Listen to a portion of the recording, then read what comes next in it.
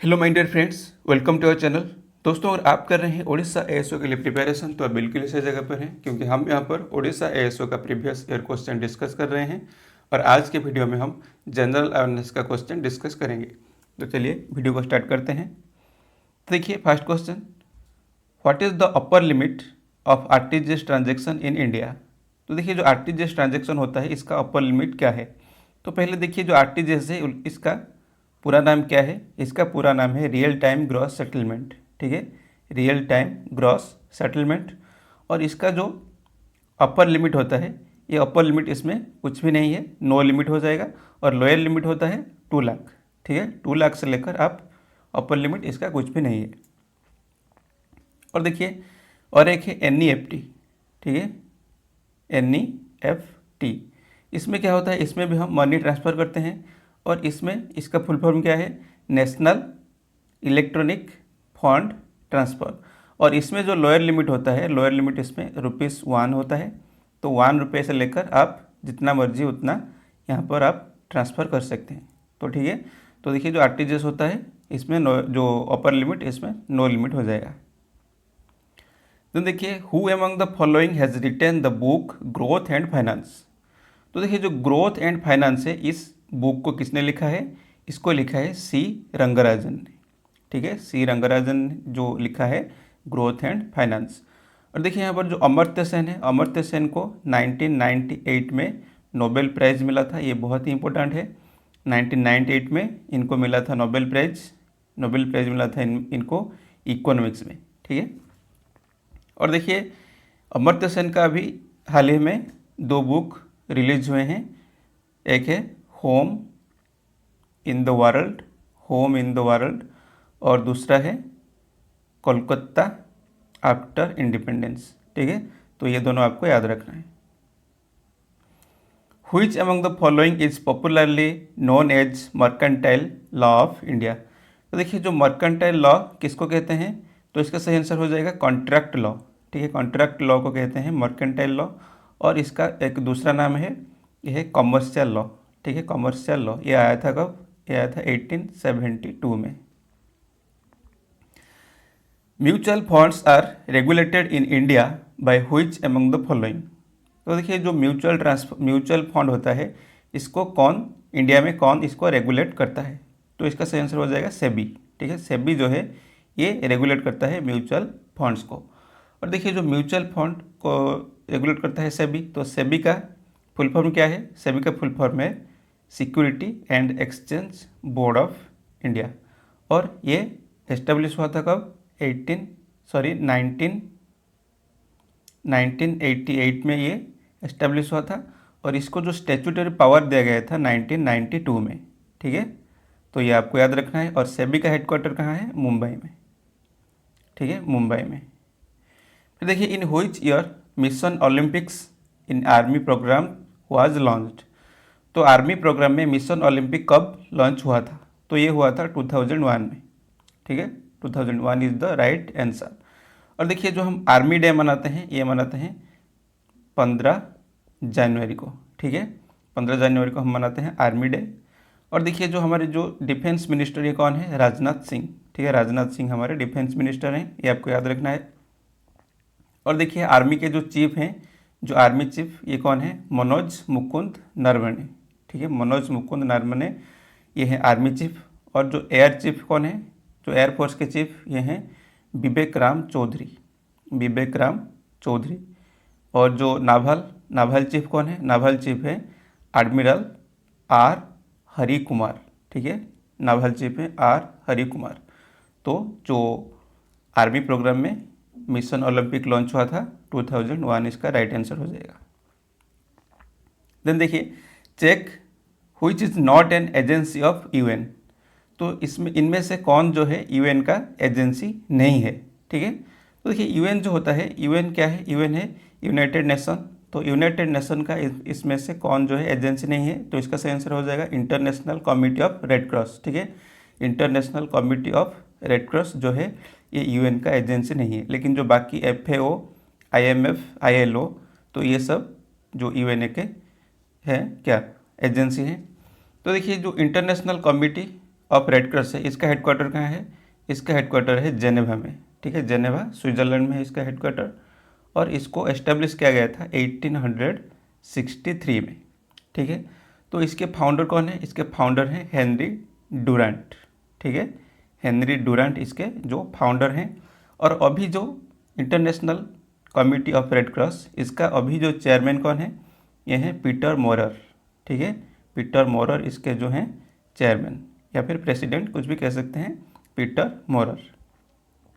और देखिए यहाँ पर जो FAO है, FAO क्या है? फूड एंड एग्रीकल्चर ऑर्गेनाइजेशन, ठीक है, फूड एंड एग्रीकल्चर ऑर्गेनाइजेशन। ये कहाँ पर है? ये है रोम, इटली में, ठीक है, रोम, इटली में है कौन सा? FAO का हेडक्वार्टर। और इसको एस्टेब्लिश किया गया था 1945 में, ठीक है, आपको याद रखना है 1945। और देखिए जो IMF, इंटरनेशनल मॉनिटरी फंड, इसका जो हेडक्वार्टर कहाँ पर है? ये है वाशिंगटन DC, USA में, ठीक है, USA में है, वाशिंगटन DC में IMF, इंटरनेशनल मॉनिटरी फंड का हेडक्वार्टर। और देखिए जो ILO, ये है इंटरनेशनल लेबर ऑर्गेनाइजेशन, ये एस्टेब्लिश हुआ था 1919 में, ठीक है, 1919 में इसको एस्टेब्लिश किया गया था। और इसका भी हेडक्वार्टर कहाँ पर है? ये है जेनेवा में, ठीक है, जेनेवा स्विट्ज़रलैंड में। देन देखिए an Indian who become president of international court of justice is. तो देखिए जो भारतीय, कौन से भारतीय जो हैं ये इंटरनेशनल कोर्ट ऑफ जस्टिस के प्रेसिडेंट बने थे? तो देखिए ये हैं डॉक्टर नागेंद्र सिंह, ठीक है, डॉक्टर नागेंद्र सिंह जो हैं ये बने थे जो इंटरनेशनल कोर्ट ऑफ जस्टिस के प्रेसिडेंट। तो देखिए जो इंटरनेशनल कोर्ट ऑफ जस्टिस ये कहाँ पर है? ये है द हेज नेदरलैंड में, ठीक है, नेदरलैंड में है द हेज, इस यहाँ पर है इसका हेडक्वार्टर। और इसको एस्टेब्लिश कब किया गया था? ये हुआ था 1945 में, ठीक है, 1945 में। और जो डॉक्टर नागेंद्र सिंह ये जो 1985 से लेकर 88 तक ये जो इंटरनेशनल कोर्ट ऑफ जस्टिस के ये बने थे प्रेसिडेंट, ठीक है, तो ये आपको याद रखना है। और देखिए जो अभी इसके जो प्रेसिडेंट है इंटरनेशनल कोर्ट ऑफ जस्टिस के, अभी प्रेसिडेंट कौन है? अभी हैं जॉन डोनग, ठीक है, जॉन डोनग, ये आपको याद रखना है, ये भी काफ़ी ज़्यादा इंपॉर्टेंट है, एग्जाम में पूछे जाते हैं। फिर देखिए which of the following country is not a permanent member of UN security council. तो देखिए UN का जो सिक्योरिटी काउंसिल है तो इसमें टोटल 15 मेंबर हैं, ठीक है, 15 मेंबर। तो जिसमें 10 है नॉन परमानेंट और 5 जो हैं ये हैं परमानेंट, ठीक है। तो टोटल है 15 मेंबर, जिसमें 10 है नॉन परमानेंट और 5 है जो परमानेंट। तो 5 जो परमानेंट हैं इनमें कौन कौन से हैं? इसमें एक है चाइना, ठीक है, चाइना एक है, और एक है फ्रांस, ठीक है, चाइना, फ्रांस, रसिया और UK एंड USA, ठीक है, USA। तो देखिए तो इसमें एक है चाइना, फ्रांस, रसिया, UK और USA। तो ये जो 5 हैं ये 5 इसके परमानेंट मेंबर हैं और 10 हैं नॉन परमानेंट। तो देखिए यहाँ पर जापान जो है ये जो परमानेंट मेंबर नहीं है। और देखिए इंडिया जो बना है इसमें जो नॉन परमानेंट मेंबर ये बना है 8 बार इंडिया बन चुका है, इसमें जो नॉन परमानेंट मेंबर में शामिल हो चुका है। इंडिया 8 बार इसमें शामिल हो चुका है नॉन परमानेंट मेंबर में। फिर देखिए who has become the first Indian cricketer to score 2000 runs in T20 international cricket.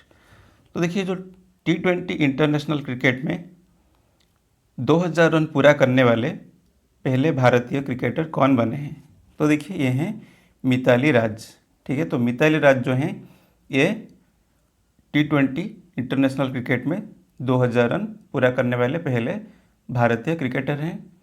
और ये जो हैं ये कैप्टन हैं वोमेंस क्रिकेट टीम के। और देखिए जो वोमेन क्रिकेट टीम है इसका कोच कौन है? ये हैं ओकेरी रमन, ठीक है, ओकेरी रमन जो हैं ये हैं जो वोमेन क्रिकेट टीम के कोच। और देखिए जो हमारे रोहित शर्मा हैं ये मेन क्रिकेट टीम के कैप्टन हैं और मेन क्रिकेट टीम का जो कोच हैं ये कौन है? राहुल द्रविड़, ठीक है, यह भी आपको याद रखना है। देन देखिए, who has been crowned Femina miss India world 2018। तो 2018 में फेमिना मिस इंडिया ये कौन बने थे, मिस इंडिया वर्ल्ड? तो देखिए ये बने थे, ये कौन बने थे?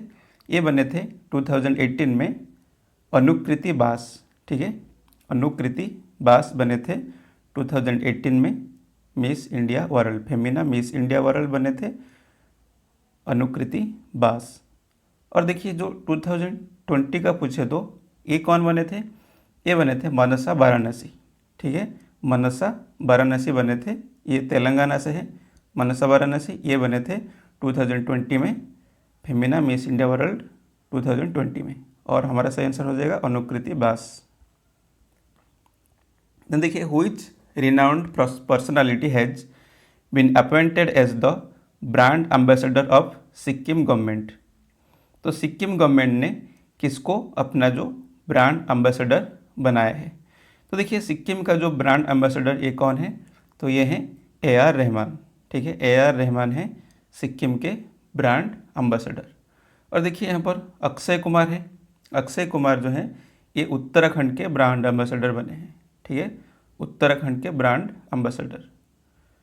और देखिए जो यहाँ पर बात हो रही है सिक्किम की, तो सिक्किम जो है ये भारत का पहला जो है, ये पहला ऑर्गेनिक स्टेट है। ठीक है, जो first organic state of India क्या है? सिक्किम। और देखिए ये भी जो है ये फर्स्ट स्टेट जो है जो कि ओपन डेफिकेशन फ्री स्टेट। ठीक है, ओपन डेफिकेशन फ्री, जो कि जो होता है बाहर जो खुले में हम शौच जाते हैं, शौच करते हैं, इसको ये फ्री हो चुका है सिक्किम। और देखिए बात हो रही है सिक्किम की, तो सिक्किम का अभी CM कौन है? प्रेम सिंह तमांग। ठीक है, PS तमांग इसके CM हैं। और इसके जो गवर्नर कौन है? गंगा प्रसाद। ठीक है, गंगा प्रसाद इसके हैं गवर्नर। तो ये सब आपको याद रखना है। फिर देखिए, the first biannual Indian air force commanders conference 2018 was held in which city? तो देखिए जो first biannual Indian air force commanders conference हुआ था 2018 में, ये कहाँ पर हुआ था? ये हुआ था न्यू दिल्ली में। ठीक है, न्यू दिल्ली में हुआ था जो first biannual Indian air force commanders conference 2018, ये हुआ था न्यू दिल्ली में हुआ था। और अगर 2021 का भी पूछे तो ये भी हुआ था न्यू दिल्ली में, और 2021 में इसको इनॉग्रेट किया था राजनाथ सिंह। ठीक है, राजनाथ सिंह ने, जो कि हमारे डिफेंस मिनिस्टर हैं, इन्होंने इसको इनॉग्रेट किया था 2021 में, जो कि biannual Indian air force commanders conference.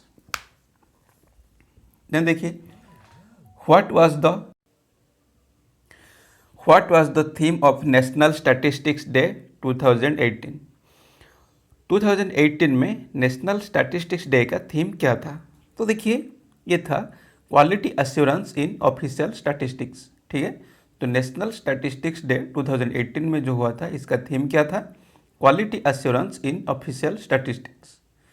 तो देखिए जो नेशनल स्टैटिस्टिक्स डे है ये हम मनाते हैं जून 28 को। ठीक है, जून 28 को मनाते हैं नेशनल स्टैटिस्टिक्स डे। तो देखिए जो इस दिन हम क्यों मनाते हैं? क्योंकि इसी दिन जो बर्थडे है PC महालनोबिस का बर्थडे है। तो PC महालनोबिस कौन है? इनको कहते हैं फादर ऑफ इंडियन स्टैटिस्टिक्स। ठीक है, फादर ऑफ इंडियन स्टैटिस्टिक्स किसको कहते हैं? PC महालनोबिस। तो इन्हीं का बर्थडे है 28 जून को, तो इसी दिन मनाते हैं नेशनल स्टैटिस्टिक्स डे। तो 2018 में इसका थीम क्या था? Quality assurance in official statistics. तो देखिए अगर 2021 का पूछे तो क्या बताना है हमको? तो देखिए इसका थीम था 2021 में एंड हंगर। ठीक है, and hunger, achieve food security. ठीक है, and hunger, achieve food security, improve nutrition and promote sustainable goals. ठीक है, and hunger, achieve food security, improve nutrition and promote sustainable goals, ये था 2021 का थीम। ठीक है, तो ये आपको याद रखना है। और देखिए और एक है वर्ल्ड स्टैटिस्टिक्स डे। ठीक है, वर्ल्ड स्टैटिस्टिक्स डे इसको मनाते हैं अक्टूबर 20 को। ठीक है, अक्टूबर 20 को मनाते हैं वर्ल्ड स्टैटिस्टिक्स डे, और जो 28 जून को मनाते हैं नेशनल स्टैटिस्टिक्स डे। इसको आप याद रखना। फिर देखिए, who has been crowned as the India's first tribal queen. तो भारत का पहला ट्राइबल क्वीन कौन है? तो ये है पल्लवी दुर्वा। ठीक है, पल्लवी दुर्वा जो है ये है इंडियाज फर्स्ट ट्राइबल क्वीन। और देखिए ये हैं ओडिशा के कोरापुट डिस्ट्रिक्ट से हैं, और इनको जो बनाया गया था फर्स्ट ट्राइबल क्वीन, तो इनको कब बनाया गया था? 2018 में हुआ था आदि रानी कलिंग ट्राइबल क्वीन कंपटीशन। ठीक है, आदि रानी कलिंग ट्राइबल क्वीन कंपटीशन जो हुआ था, इसमें इनको बनाया गया था पल्लवी दुर्वा को जो first tribal queen of India. ये आपको याद रखना है। फिर देखिए, under India smart cities award 2018 which smart city has been selected for city award for showing great momentum in implementation. तो देखिए, ये जो सिटी अवार्ड दिया गया था, ये दिया गया था सूरत को। ठीक है, सूरत को दिया गया था जो सिटी अवार्ड। तो देखिए, सूरत कहाँ पर है? ये है गुजरात में है, और ये तापी नदी के किनारे है सूरत। और देखिए, इसको डायमंड सिटी ऑफ वर्ल्ड भी कहा जाता है। ठीक है, डायमंड सिटी ऑफ वर्ल्ड क्यों कहा जाता है? क्योंकि 90% जो वर्ल्ड का डायमंड है ये सूरत में ही जो इसका पॉलिशिंग होता है। और इसको सिल्क सिटी भी कहा जाता है। ठीक है, सिल्क सिटी भी कहा जाता है किसको? सूरत को। फिर देखिए, who has been sworn in as the new prime minister of Italy. तो देखिए, इटली का जो न्यू प्राइम मिनिस्टर ये किसको बनाया गया था? तो ये है, तो देखिए ये है मैरियो ड्रैगी।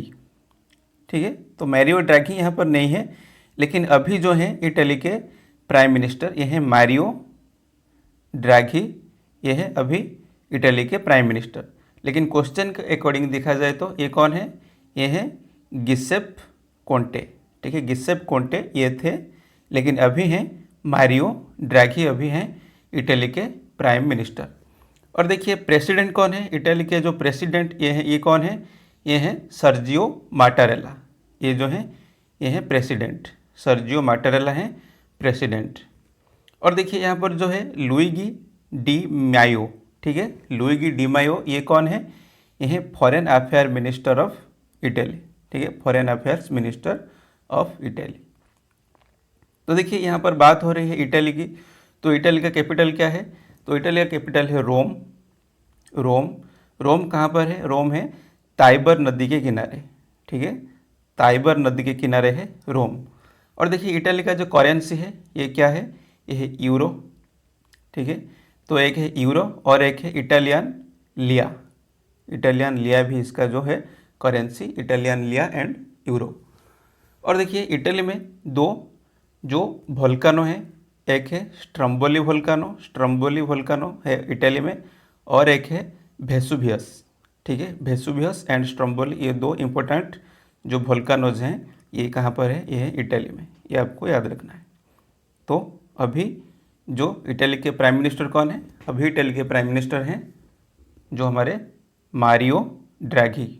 ठीक है, मारियो ड्रैगी अभी प्राइम मिनिस्टर हैं इटली के। फिर देखिए, what is India's rank in the global peace index 2018। तो जो ग्लोबल पीस इंडेक्स आया था 2018 में, तो इसमें इंडिया का रैंक क्या था? तो देखिए, इसमें इंडिया का रैंक था 136। ठीक है, 136 था इंडिया का रैंक 2018 में ग्लोबल पीस इंडेक्स में। तो देखिए, जो ग्लोबल पीस इंडेक्स है इसको कौन पब्लिश करता है? इसको पब्लिश करता है institute for economics and peace. ठीक है, institute for economics and peace, ये कहाँ पर है? ये है सिडनी में। ठीक है, सिडनी में है इकोनॉमिक्स, जो institute of economics and peace, ये पब्लिश करता है ग्लोबल पीस इंडेक्स। तो 2018 में इसका जो इंडिया का रैंक था 136। और अगर पूछे तो 2021 में, तो 21 में इंडिया का रैंक है 135। ठीक है, 135। और 2021 में जो नंबर 1 पर कौन है? आइसलैंड। ठीक है, आइसलैंड जो है 2021 में ये नंबर 1 पर है, तो ये है सबसे पीसफुल कंट्री है आइसलैंड, ठीक है। और इंडिया का रैंक है जो 135 2021 में। तो देखिए what is the theme of 2018 world oceans day.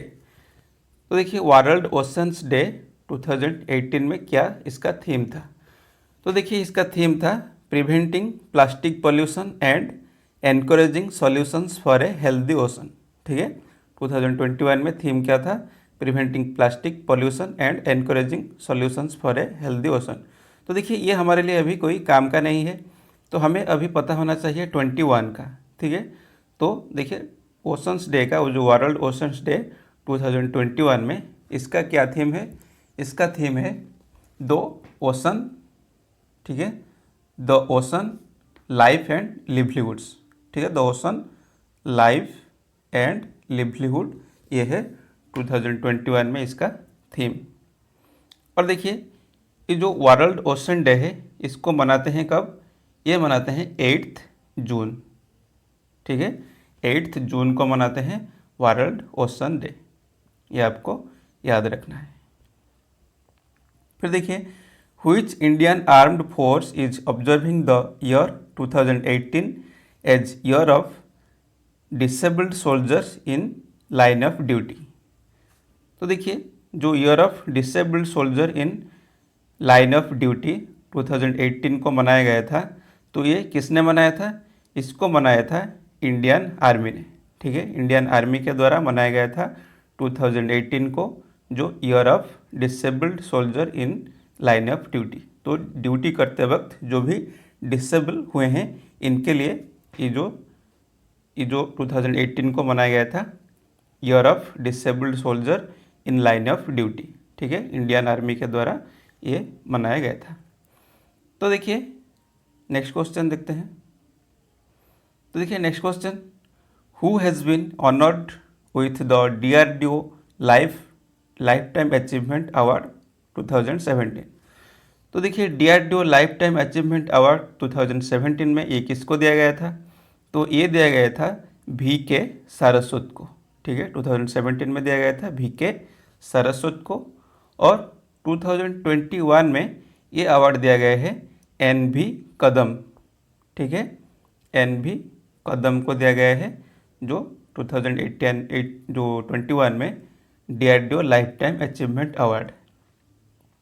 और देखिए यहाँ पर बात हो रही है DRDO की, तो DRDO का फुल फॉर्म क्या है, defence research and development organisation, ठीक है, defence research and development organisation है इसका जो फुल फॉर्म। और इसका हेडक्वार्टर कहाँ पर है, इसका हेडक्वार्टर है न्यू दिल्ली में, ठीक है, न्यू दिल्ली में है इसका हेडक्वार्टर। और इसको एस्टेब्लिश किया गया था 1958 में, ठीक है, ये आपको याद रखना है 1958। और इसके अभी जो चेयरमैन हैं ये कौन है, ये हैं G सतीश रेड्डी, ठीक है, G सतीश रेड्डी अभी इसके हैं चेयरमैन, ये आपको याद रखना है। देन देखिए the military exercise of Indian army Gandiv Vijay 2018 was concluded in which state. तो देखिए एक मिलिट्री एक्सरसाइज है जिसका नाम है गांडीव विजय, ये कहाँ पर हुआ था 2018 में, ये कहाँ पर हुआ था, तो देखिए ये हुआ था राजस्थान में, ठीक है, ये राजस्थान में हुआ था।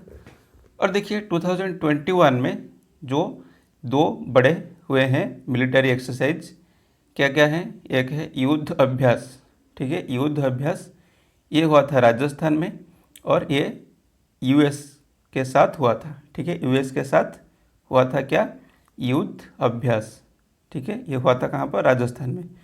और दूसरा जो है ये है खंजर, ठीक है, खंजर ये किसके साथ हुआ था, ये हुआ था जो किर्गिज़स्तान के जो साथ ये हुआ था, ठीक है, किर्गिज़स्तान के साथ हुआ था खंजर। और ये कहाँ पर हुआ था, ये हुआ था किर्गिज़स्तान में, ठीक है, किर्गिज़स्तान में हुआ था खंजर, ये आपको याद रखना है, जो 2021 में ये 2 अभ्यास हुए हैं। फिर देखिए अपर पार्ट ऑफ सी और एक्वाटिक इकोसिस्टम कंटेंट्स। तो देखिए जो सी और एक्वाटिक इकोसिस्टम होता है इसका जो अपर पार्ट है इसमें क्या होता है, तो इसमें होते हैं प्लांक्टन, ठीक है, प्लांक्टन होता है जो सी और एक्वाटिक इकोसिस्टम में जो अपर पार्ट में होता है प्लैंकटन, तो प्लैंकटन में इसमें क्या होता है, ये जो वाटर सरफेस में ये रहते हैं, क्योंकि इनमें जो है लोकोमोटरी ऑर्गन जो है ये इनमें एब्सेंट रहते हैं। ठीक है, लोकोमोटरी जो ऑर्गन इसमें एब्सेंट रहते हैं, तो इसलिए ये वाटर के सरफेस पर रहते हैं। तो ये जो सी और एक्वाटिक इकोसिस्टम के जो अपर पार्ट को कहते हैं प्लैंकटन। ठीक है दोस्तों, और देखिए ये जो इकोसिस्टम है, इकोसिस्टम और इसको इकोलॉजिकल सिस्टम भी कहा जाता है। ये जो टर्म है इसको किसने दिया था, तो इसको दिया था टैंसली ने। ठीक है, टैंसली ने दिया था, इकोसिस्टम और इकोलॉजिकल सिस्टम को दिया था टैंसली ने। और देखिए जो इकोसिस्टम है इसमें दो कंपोनेंट होते हैं, एक है बायोटिक और एक है एबायोटिक। ठीक है, बायोटिक जो है ये है लिविंग पार्ट को कहते हैं बायोटिक कंपोनेंट, और जो नॉन लिविंग पार्ट को कहते हैं एबायोटिक कंपोनेंट, जो कि इकोसिस्टम के दो इम्पोर्टेंट पार्ट हैं। देन देखिए greenhouse effect is warming due to, तो देखिए जो ग्रीन हाउस इफेक्ट है ये वार्मिंग क्यों होता है, क्योंकि जो increase in temperature due to increase in carbon dioxide concentration of atmosphere, तो एटमॉस्फेयर में जो कार्बन डाइऑक्साइड का जो कॉन्सेंट्रेशन ये इंक्रीज हो रहा है, तो इसलिए जो ग्रीन हाउस इफेक्ट है ये इसका जो टेम्परेचर ये बढ़ रहा है। ठीक है, इसलिए ये वार्मिंग है।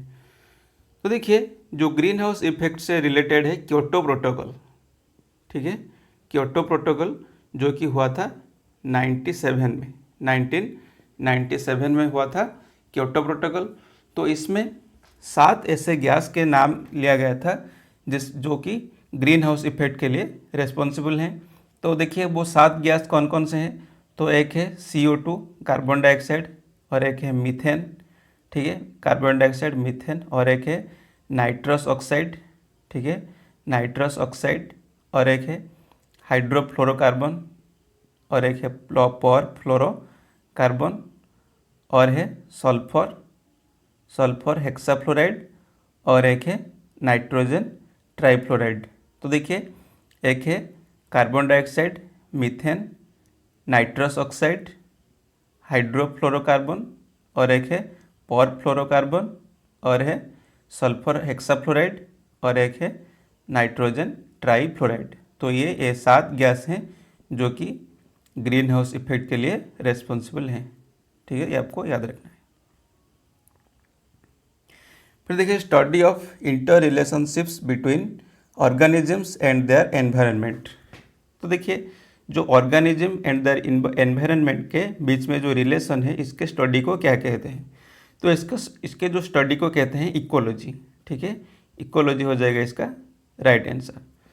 तो देखिए यहाँ पर जो फाइटोजियोग्राफी है, फाइटोजियोग्राफी ये किसको कहते हैं, ये है study of geographical distribution of plant. ठीक है, ज्योग्राफिकल डिस्ट्रीब्यूशन ऑफ प्लांट को कहते हैं फाइटोजियोग्राफी।